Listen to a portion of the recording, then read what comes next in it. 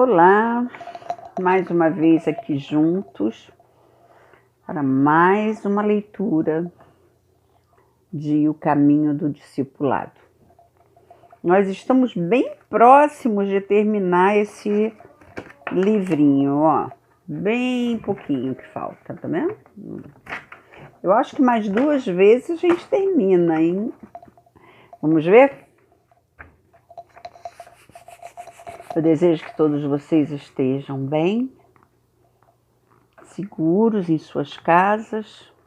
Nós que já passamos, dos 60, principalmente, apesar de já terem desmistificado essa coisa desse grupo de risco.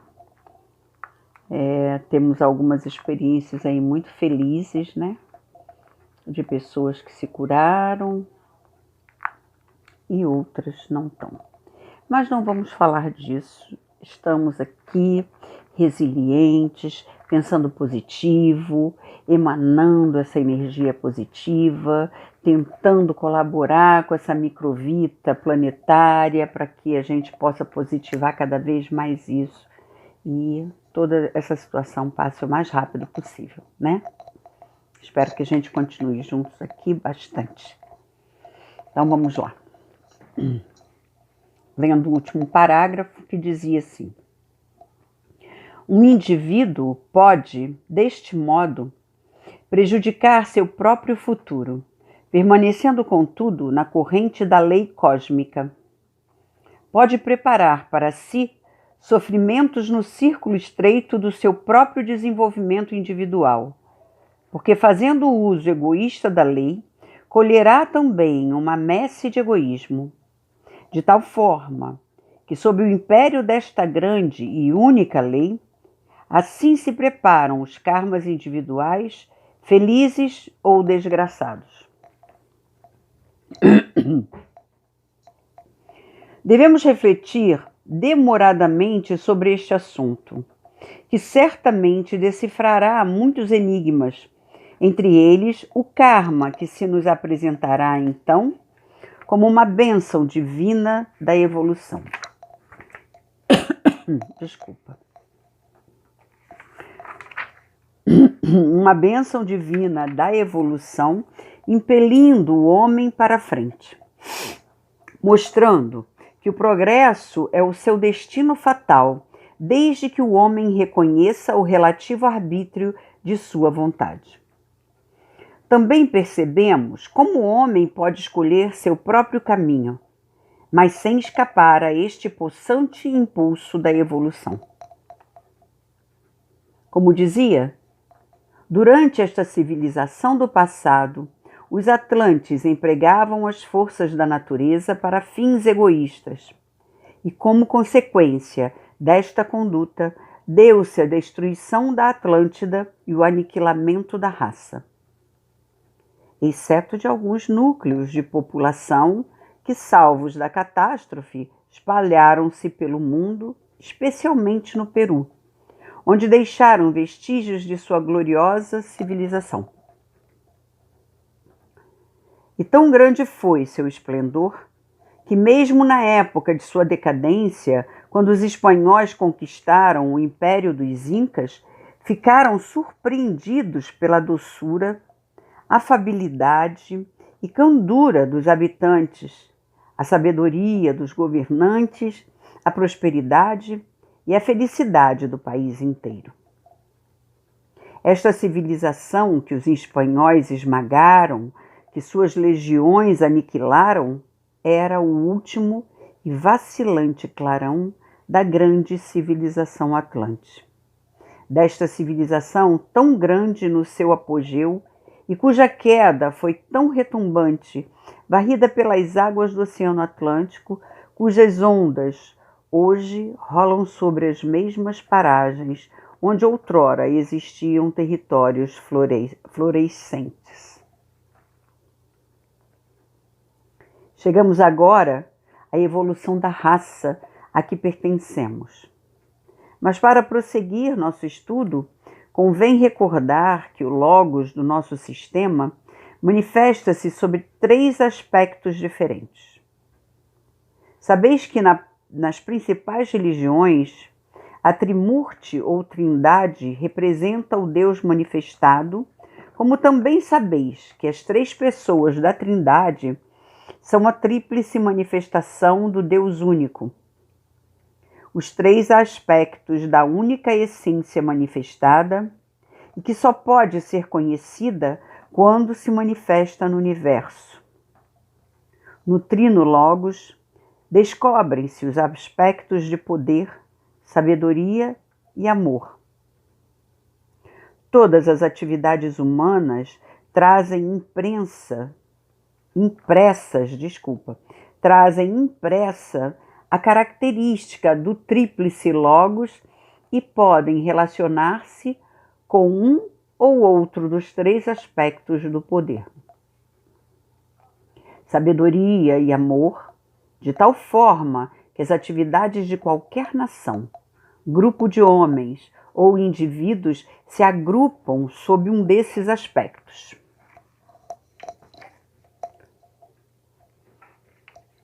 Escolhi esta classificação porque, tratando-se de um assunto tão complexo como este, ela nos servirá à semelhança de um armário com gavetas, onde se vão colocando as diversas partes do tema para ulterior estudo e consideração. Recordemos que os 3 são um e que, portanto, se interpenetram, pois a divisão em 3 se refere ao aspecto fenomênico e nunca à essência. Mas como estamos no mundo dos fenômenos e a separação é fenomênica, podemos considerar aos 3 distintamente sem cairmos em erro. Tomemos a divisão trina e procuremos subdividir cada um dos seus elementos. No aspecto amor, descobriremos todas as atividades da mente que se ligam de um lado à religião e de outro à filantropia, tomando estas 2 palavras no seu mais amplo sentido. Isto é, entendendo-se no sentido religioso o serviço tributado aos seres que estão acima de nós, e filantropia, o dever para com que nos rodeiam, para com os que nos rodeiam e para com os nossos inferiores. Assim, no amor incluímos o conjunto das atividades humanas que tributam homenagem aos que nos precederam na evolução e assistência fornecidas aos nossos iguais e aos nossos inferiores. Assistência à qual se junta um sentimento de compaixão. Se fizermos distinção entre os deuses e homens, diremos que a religião incumbe o serviço aos deuses, enquanto que a filantropia se reduz ao serviço prestado no plano físico aos homens. Sob a denominação de sabedoria, podemos englobar todas as atividades da mente humana, do mental superior e inferior, que se prendem diretamente à ciência, à filosofia e à arte. Estes são os 3 vastos campos de atividade da mente compreendida na sabedoria. Mas não se julgue que conhecimento seja por si só sabedoria, mas o material que, por uma alquimia espiritual, produza sabedoria, porque o conhecimento espiritualmente transmutado converte-o em sabedoria, e por isso grupamos sob o título de sabedoria o conjunto de atividades do conhecimento. No poder, incluímos todas as atividades relacionadas com o governo humano, com o exercício das funções administrativas e executivas, a contribuição das nacionalidades e municípios em tudo onde se exerce o poder. Entram também nesta divisão as faculdades criadoras que o homem possui por direito de nascença, faculdades divinas que tão poucos compreendem e menos ainda as exercitam conscientemente, e que são as causas poderosas da evolução humana. A grande força que impele o homem para adiante. Todos os esforços dos divinos instrutores do passado e do presente tendem a subordinar estes enormes campos de atividade à inteligência do homem, a fim de que o homem deles se utilize para a sua evolução. Todos os esforços dos mestres encaminham-se a dirigir as atividades humanas de modo que se revistam de amor, sabedoria e poder, mas sempre em benefício da humanidade. Para este fim, foram fundadas as principais religiões, escreveram-se os códigos de moral e poderosos impulsos recebeu a inteligência humana. Para este mesmo fim, em nossos dias, foram restauradas as antigas verdades com o nome helênico de teosofia, equivalente à sabedoria divina, e que nada mais é senão o restabelecimento da verdade antiga, verdade que surgiu do esforço dos mestres que dirigem as atividades da vida humana. É atualmente mais necessário do que nunca a restauração das antigas verdades, porque se lançarmos um golpe de vista sobre o mundo, observar-se-á que em todos os departamentos da atividade humana, o homem parece ter atingido o limite dos seus poderes. É dono, por direito de conquista, do plano físico. E tão bem o submeteu que o lado material o absorve completamente. Toda a sua atenção e cuidados são para ele, enquanto que as realidades dos mundos superiores estão ocultas à sua vista. Se observarmos as atividades quanto ao aspecto religião, vemos que ela é atacada por um lado pelo materialismo e mimada do outro pela superstição, de forma que a humanidade se debate entre os dois abismos que ameaçam sua existência. O ceticismo, que nada crê, e a superstição, que tudo crê, ambos são funestos ao progresso humano neste campo particular de sua atividade. Se deixando a religião, nos voltarmos para a filantropia no mundo moderno, encontraremos uma miséria demasiado profunda para que o homem possa vencê-la. Onde a civilização moderna oferece maior brilho e sucesso, lá onde ela triunfa pelo seu esplendor, ali encontreis o maior acúmulo de sofrimentos, as mais horríveis misérias capazes de esmagar a vida humana. Ao contemplarmos este quadro tétrico, nos convencemos que não só a filantropia é impotente para remediá-los, mas que destes sofrimentos pungentes levanta-se um rancor, um ressentimento selvagem que está ameaçando, com o ódio das classes, a sociedade moderna. A sociedade estremece em seus fundamentos e os homens, estonteados, não sabem como afrontar o perigo porque perderam o sentimento de amor. Nos três campos da sabedoria não se deparam menores dificuldades. A ciência parece haver esgotado todos os seus recursos materiais. Seus instrumentos de observação e análise são tão maravilhosamente delicados que não se pode imaginar maior perfeição. Suas balanças de precisão são tão admiráveis que podem apreciar diferenças de milésimos do miligrama. E, contudo, os cientistas dizem que há substâncias para as suas balanças perfeitas. A ciência começa a esgotar seus recursos em tudo que se relaciona com seus métodos de investigação.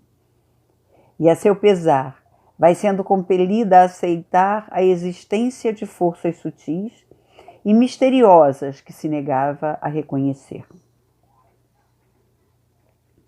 Se penetrarmos no laboratório do químico e no gabinete do físico, percebemos que ali atuam forças impossíveis de se sujeitar ao peso e à medida.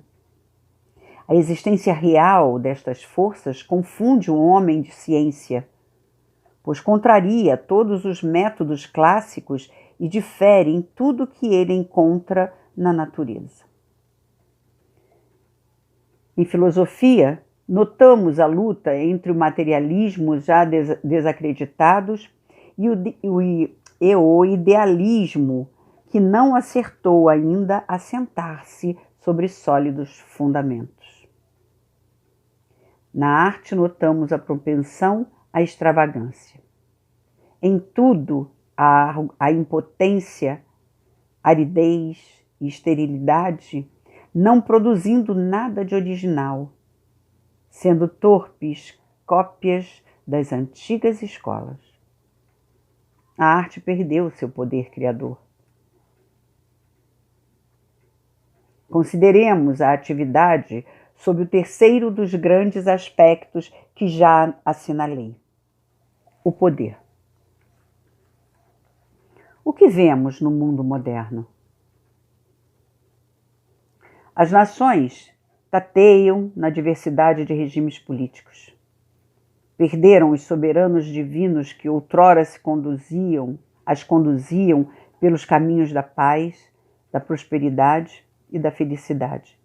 E agora procuram recompensar a perda dos reis divinos, entronizando o monarca policéfalo chamado povo. Em lugar da monarquia divina, de poderosos iniciados, estabeleceram os regimes de autonomia e democracia, como se bastasse multiplicar a ignorância por um fator de milhares de unidades, esperando que o produto fosse igual ao conhecimento. No que se refere às faculdades criadoras, nada mais resta. E o homem perdeu de tal forma a sua herança divina que quem nela fala torna-se ridículo. O que nos ensina tudo isso? Que a humanidade, coletivamente considerada, se dispõe a dar outro grande passo adiante.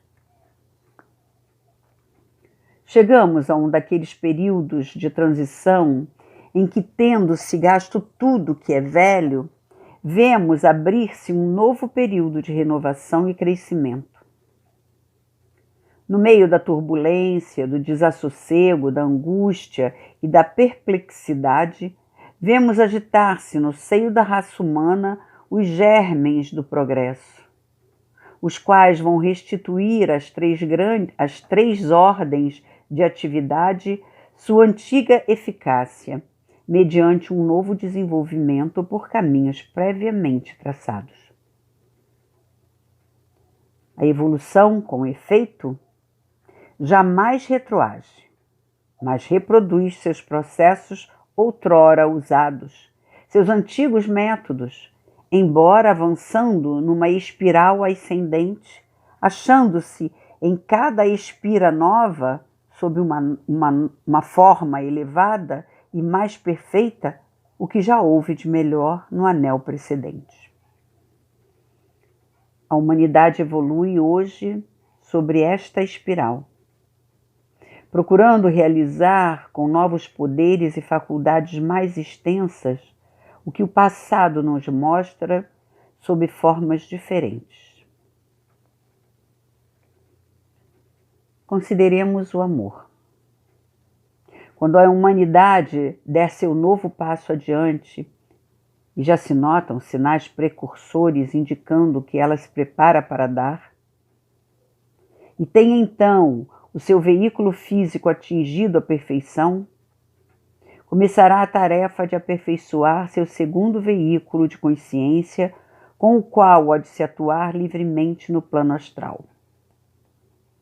Transcorridos milhares de anos, a humanidade já teria aperfeiçoado o segundo veículo e a maioria dos homens será capaz de agir com ele no astral tão fácil e comodamente como fazemos hoje com o corpo físico. Nem toda a espécie humana possuirá esta faculdade, porque os homens não são iguais, como pretende a moderna democracia. Mas a imensa maioria poderá valer-se do corpo astral para agir conscientemente no mundo astral, sem contudo deixar sua vida física, e assim irá progredindo a humanidade.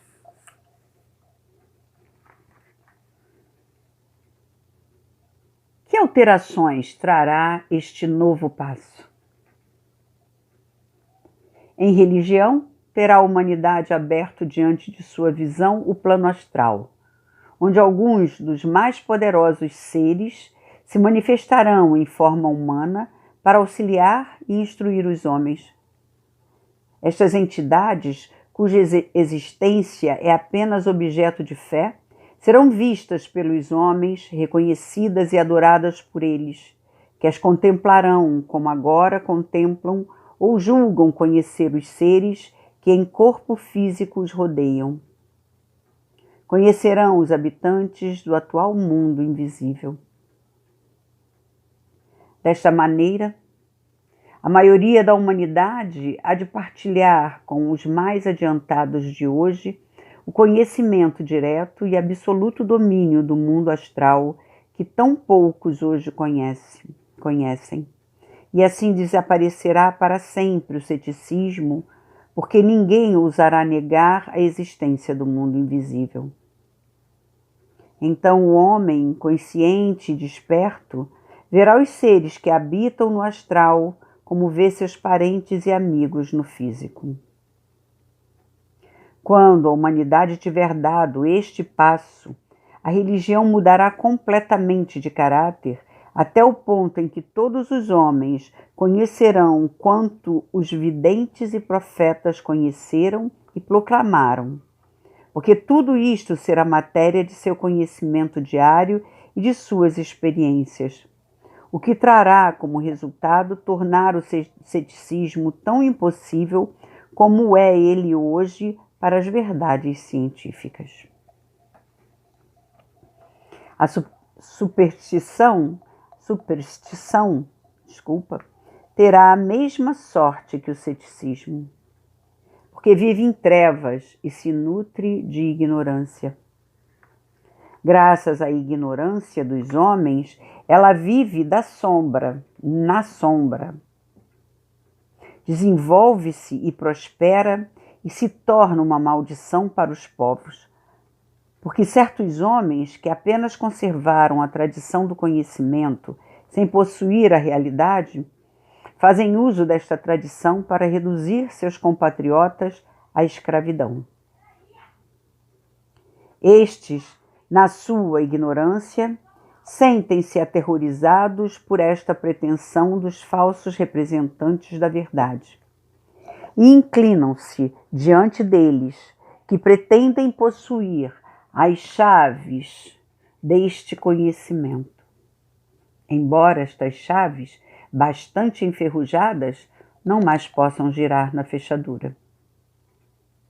Mas, não obstante o terror que se infunde aos ignorantes para afastá-los do verdadeiro conhecimento, a superstição é impossível quando os olhos do homem se abrem. Ninguém pode imaginar o mal que a superstição acarreta para além da morte. É impossível descrever a miséria e o terror que sofrem no plano astral muitas almas que deixam o corpo físico e entram num mundo desconhecido para elas e repleto de todos os imaginários terrores de que a superstição, dominada pelo falso conhecimento, conseguiu povoar. É sobretudo no Ocidente, onde tão divulgada está a ideia do inferno eterno, onde se ensina que depois da morte não pode haver progresso espiritual e que os pecadores ficam mergulhados num lago de fogo e enxofre por toda a eternidade, sem esperança de salvação. Não é possível imaginar o efeito que estas superstições produzem no mundo astral aos que para ali vão dominados por elas, crentes de que tudo quanto lhes ensinaram seus ignorantes mestres é verdade.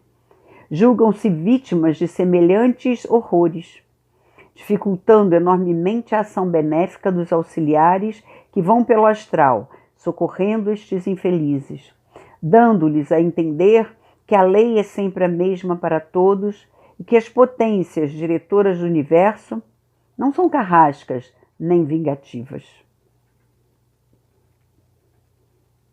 Deste modo, compreendemos que a superstição e o ceticismo serão impossíveis. Haverá então outras dificuldades, outros problemas e enigmas. Mas os dois inimigos gêmeos do homem, o ceticismo e a superstição, serão extirpados sem que haja possibilidade de renascerem. Quanto ao amor, também será grande o progresso sob o ponto de vista filantrópico, pois mesmo no plano astral, muito pode ser feito em favor da humanidade e muito mais que no mundo físico. Porque as atividades físicas são mais ruidosas, mas dão resultados comparativamente fracos. Vemos um chefe de governo ditando leis, decretos, regulamentos, sem descanso. E todos o admiram do seu intenso labor, esperando que todo este trabalho seja proveitoso para a nação.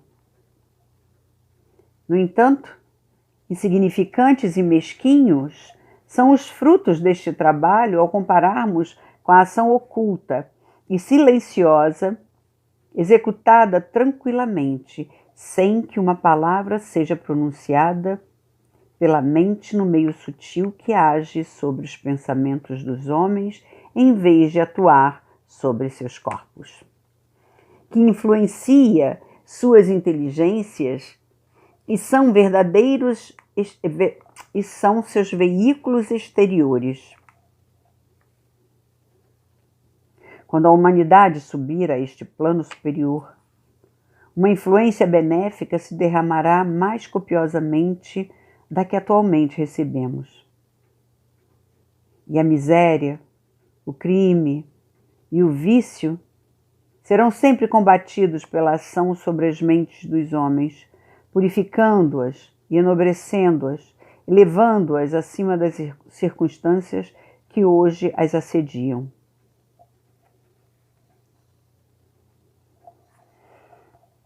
Bom, aqui ficamos nesse dia de leitura, né? Acredito, como eu disse, que mais 2 aí nós terminamos o livro. Eu espero que vocês consigam ouvir, porque é uma leitura um pouquinho difícil, né? Porque nos faz pensar, refletir sobre muitas coisas que aqui estão ditas, né? E eu acredito que muitas delas, apesar do ano, né, deste magnífico resumo, porque isso foi um resumo de conferências de Annie Besant. Aqui eu não estou encontrando, mas encontrarei depois e direi a vocês, deixa eu ver, em que ano este livro foi publicado pela primeira vez. Não tem problema. Depois eu verei isso e direi. Apenas para a gente ver que, com certeza, a ciência De lá para cá, porque a gente está falando do século XX, né, com a Annie Besant, muita coisa foi descoberta. A gente vê aí até na internet, naquela época não se falava em internet, né? A gente viu um exemplo aqui durante a leitura e que ela faz uma comparação sobre como que as notícias chegavam a determinados locais. Hoje a gente postou, chegou, e chegou no mundo inteiro, né? Então a gente sabe que a gente teve, depois da Segunda Guerra, um avanço tecnológico extraordinário, assim como o bélico, né? Primeira e segunda, infelizmente, não há sombra sem luz e vice-versa. E vimos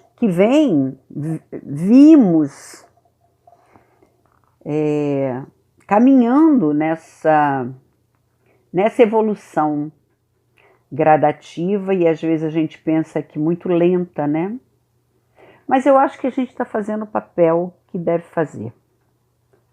E se nós temos a certeza que cada um de nós está cumprindo a sua tarefa e está fazendo como ela cita aqui, né? Agora a gente leu isso, né? Com amor, sabedoria e poder, a gente já está caminhando no caminho do discipulado. Estamos nos esforçando. E em determinado ponto aqui da leitura, eu lembro muito bem quando ela diz que precisamos cumprir a nossa tarefa sem pensar lá no resultado. Porque o mais importante não é o resultado lá na frente, é o caminho até chegar a esse resultado, seja ele qual for, né? Então, com certeza, muita coisa na ciência já foi dita, e a gente vê aí, por exemplo, na área da meditação, né? Quanta coisa boa, o que se encontrou, o que os médicos, cientistas, os meditadores, os yogis mais, né, mais jovens, digamos assim, experientes também nos dizem sobre essa conexão ciência e meditação, né? Comprovadamente que hoje entra-se num tubo para fazer um exame, enquanto se medita para ver quais são as descargas cerebrais que isso provoca. Isso é maravilhoso. Mas esse livro nos traz um resumo, um pequeno resumo, porque você imagina as conferências desta mulher, né? E muito aqui, como dizem meus netos, está valendo. Está valendo, e somos, com certeza, pessoas com capacidade para discernir e ver e pesquisar e correr atrás. Com a internet tudo se pode, né? Pelo menos é isso que a gente tem visto. Bom, tomei o tempo pra caramba. Fiquem bem. Eu falo um pouquinho assim depois para a gente pensar nessas coisas todas que envolvem, né, o livro. E o quanto a gente tem que refletir sobre tudo isso, né? Onde estamos, com quem estamos, o que estamos fazendo e pensando antes de qualquer coisa. Fiquem bem, um grande e fraterno abraço para todos vocês. Obrigada.